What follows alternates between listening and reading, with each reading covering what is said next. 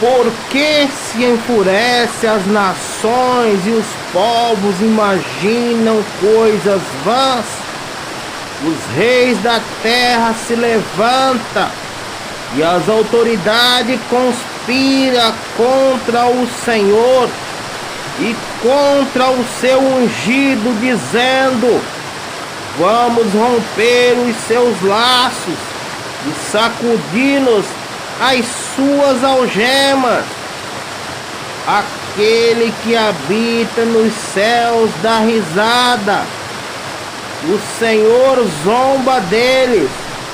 Na sua ira, o seu tempo lhes fará, e no seu furor os deixará apavorados, dizendo: eu constituí o meu rei, e sobre o meu santo monte